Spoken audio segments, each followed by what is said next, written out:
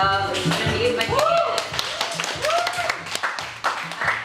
just to say, LPCUWC now has a YouTube channel, so Campbell will be recording it, so you can watch it again. It just keeps giving.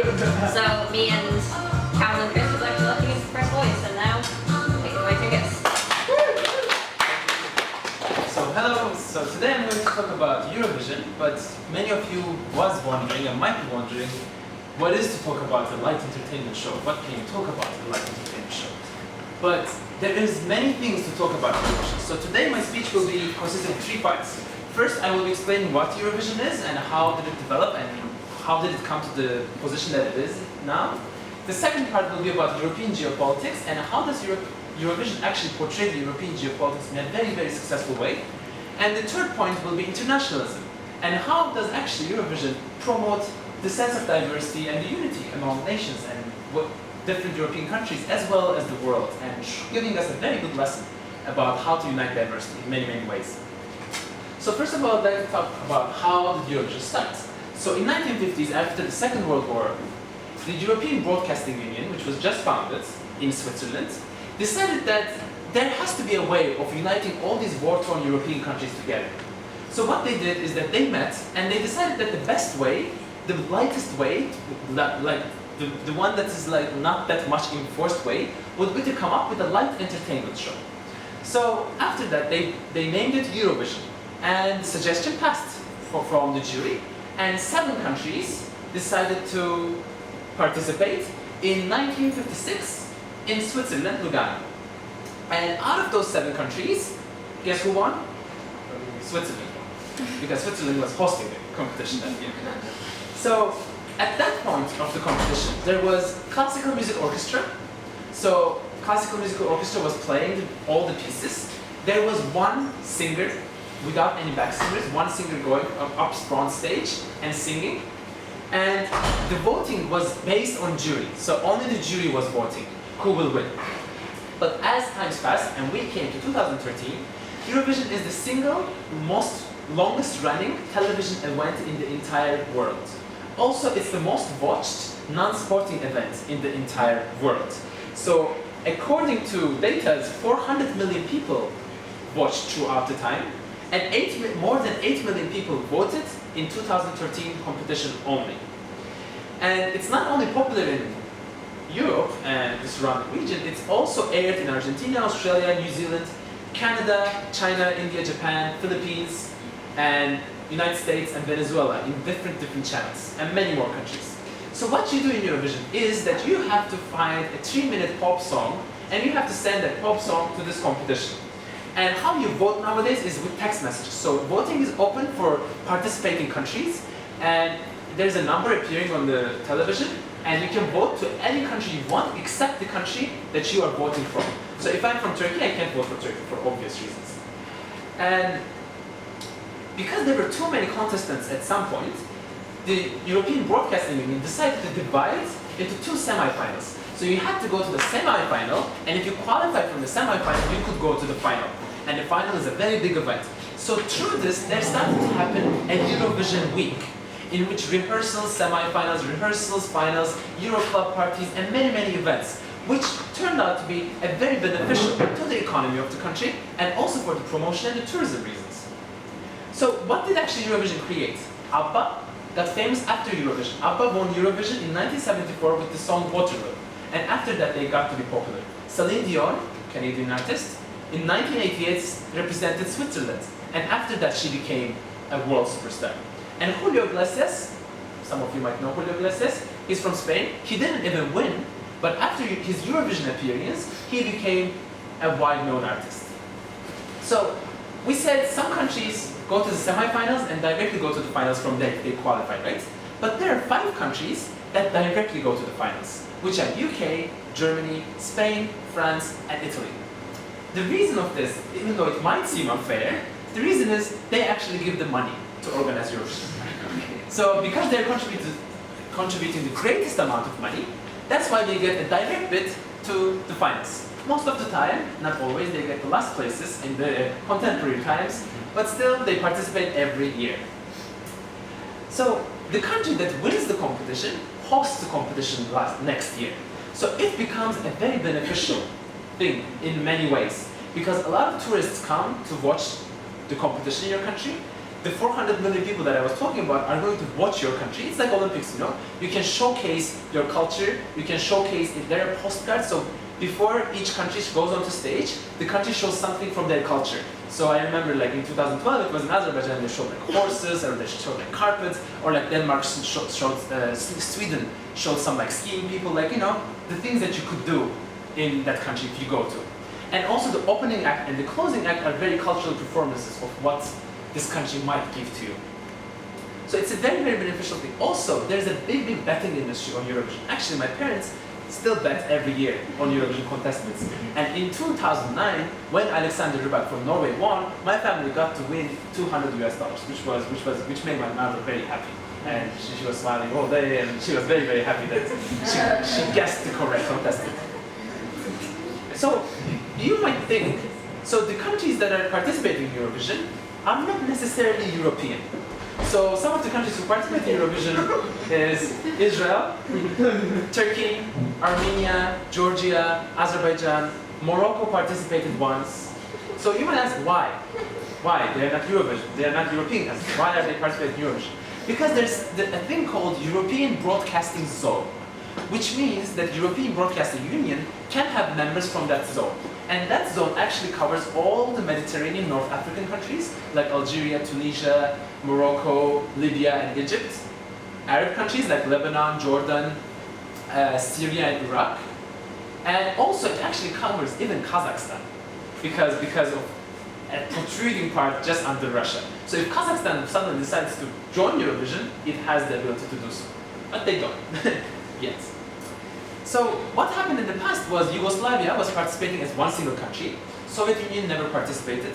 But when Soviet Union dissolved and Yugoslavia dissolved, of course the number of countries in Europe increased rapidly. It's like more than 15 countries, new emerging countries. And when they joined Eurovision, it became too big. That's how it relates to the semifinals that I was talking about. So there are different perceptions of Eurovision in different parts of the Europe. So as a general trend, as you go east, like if you go to like Turkey or Greece or Russia or Azerbaijan or like Georgia, sometimes Eurovision becomes national pride. If you win Eurovision, this is something very proud for you. So it's a family event for you with your family to sit down and watch Eurovision. You buy like all this beautiful food, you dress well, sometimes you dress well, and like you watch Eurovision. Even my mom says, in Soviet Union times, when Azerbaijan was not participating, they were living in Azerbaijan, right? They would still watch Eurovision. All the family would come together and they would cheer for Turkey, so that Turkey would win, but they would always come to last place. But yeah. So, yeah. But as you go west, sometimes the perception of Eurovision tends to change. Because a lot of times Eurovision is very open to different sexual orientations as well.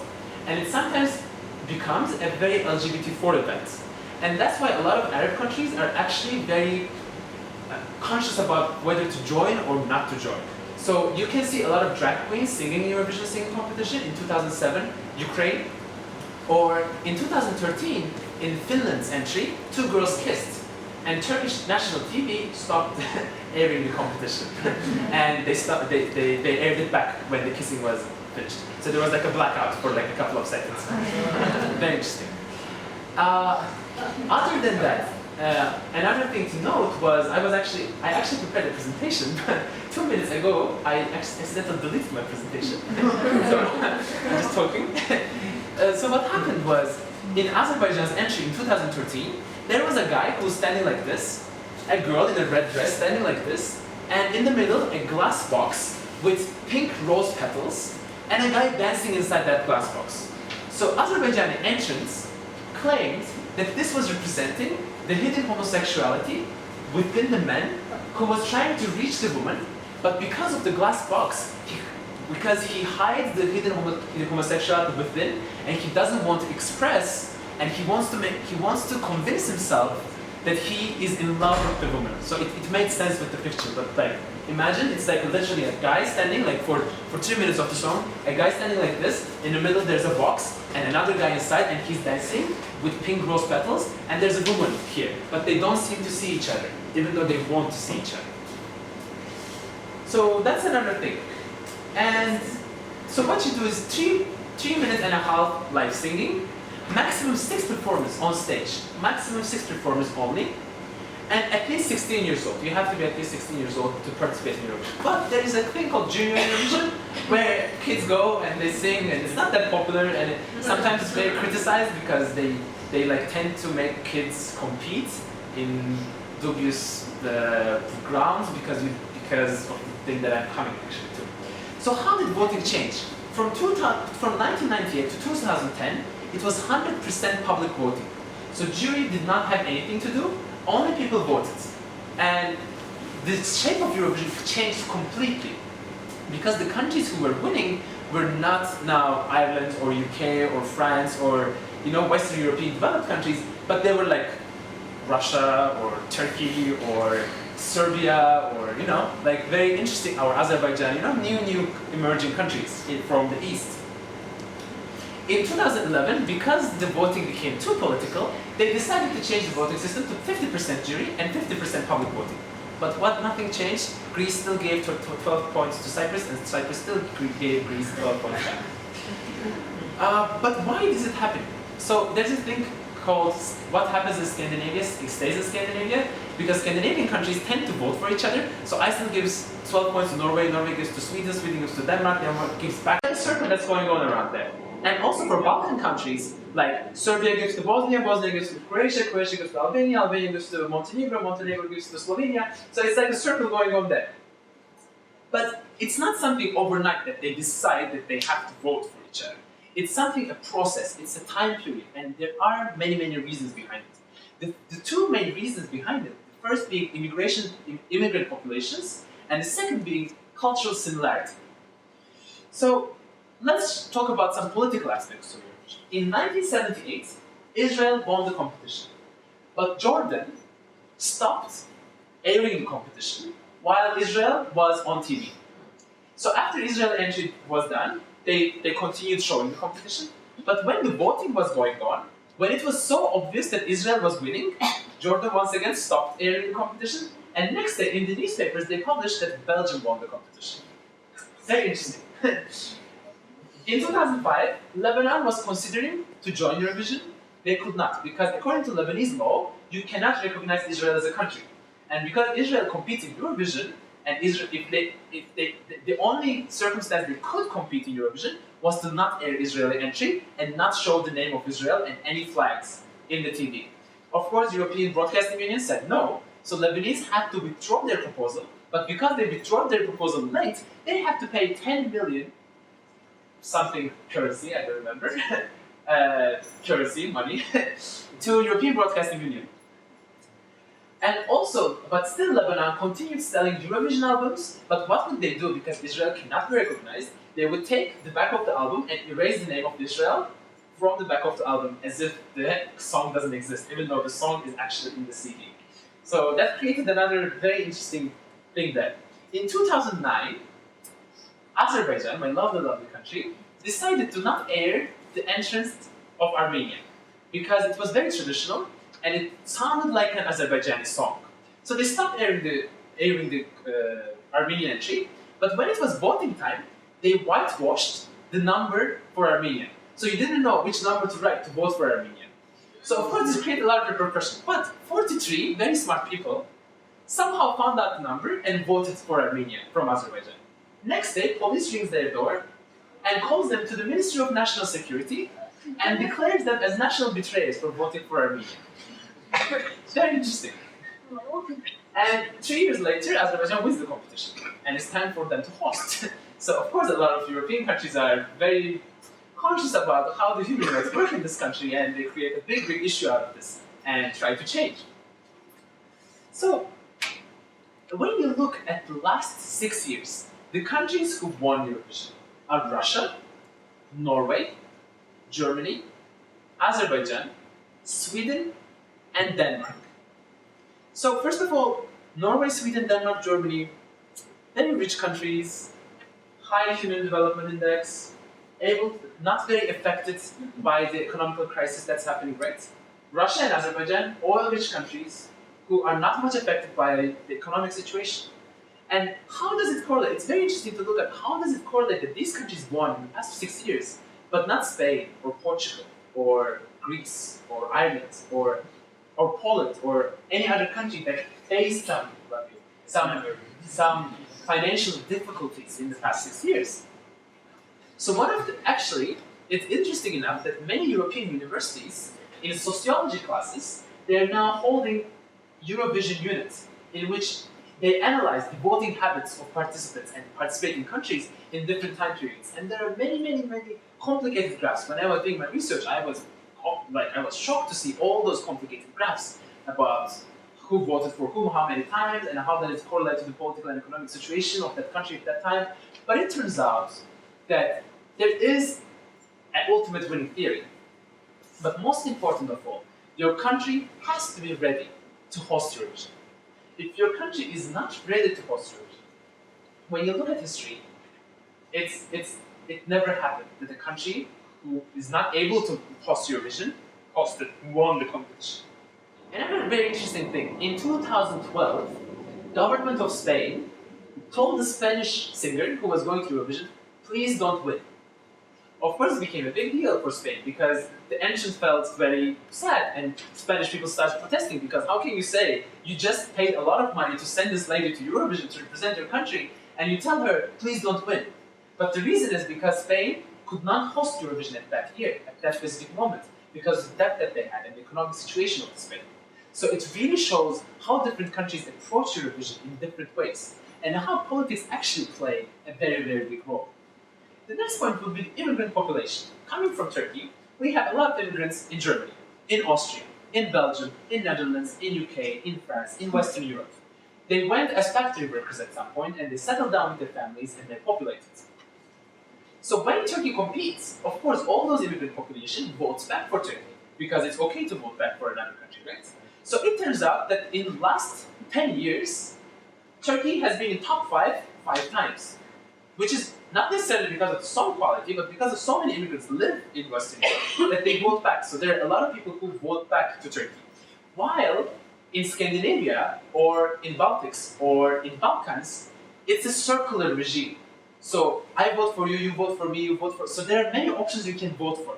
But for the immigrant population, there's only one place you can vote for, the country you came from. So it's more likely for you to get a better place. Another interesting thing is when similar countries get into the final.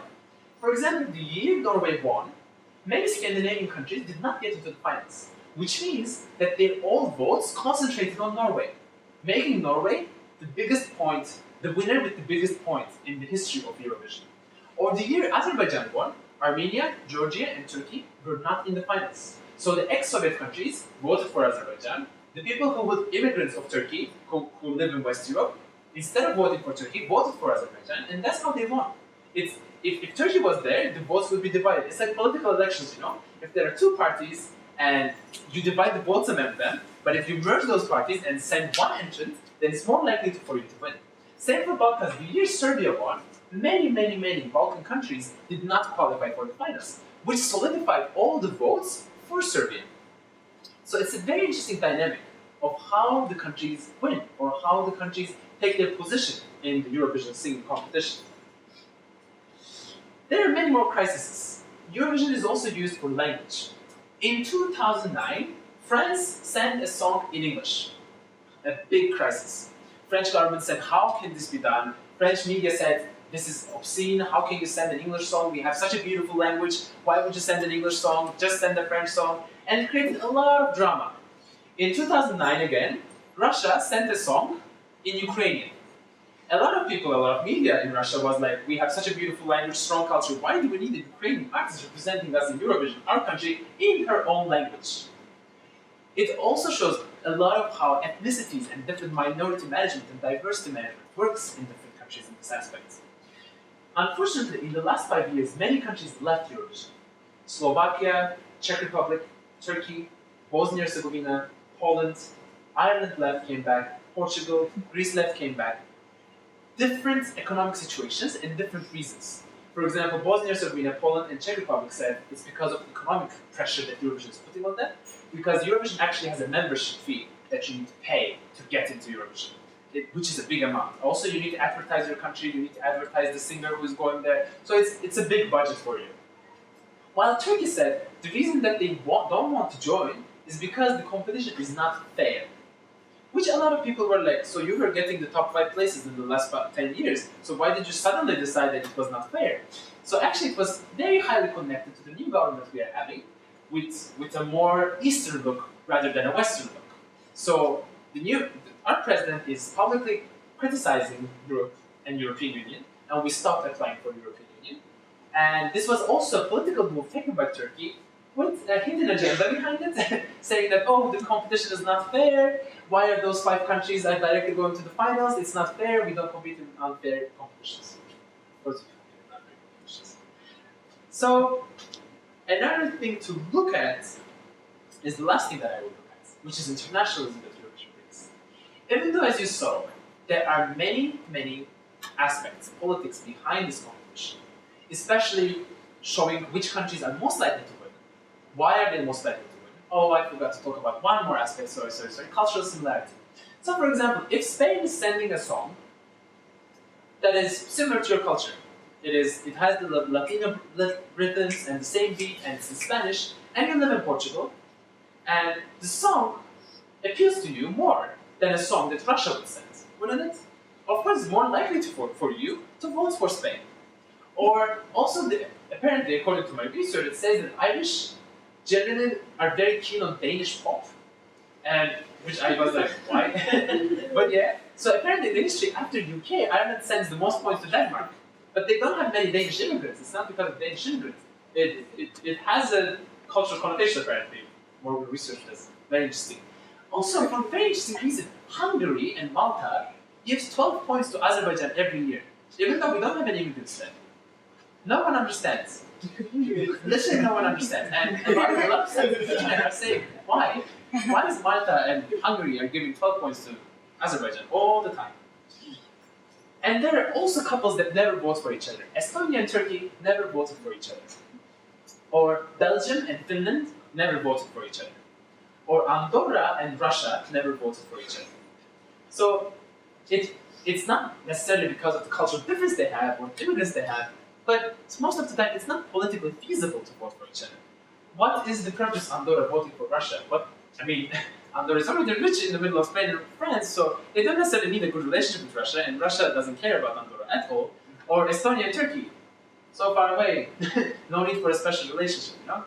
So it's much more political in many ways. So even though in the last 10 years, in the last 3 years, the voting changed 50% jury, 50% public, we still saw Greece and Cyprus giving 12 points to each other. And nowadays, public are more aware of this. Sometimes boo, not because it's Greece, but because it's neighbor voting, because it's block voting. So yeah, Eurovision is a political competition, but it's also actually something that unites Europe. It's not something bad. I personally love Eurovision and I love watching it because it's a lot of fun. And it shows the diversity of languages, first of all. You see all these countries singing in so many different languages.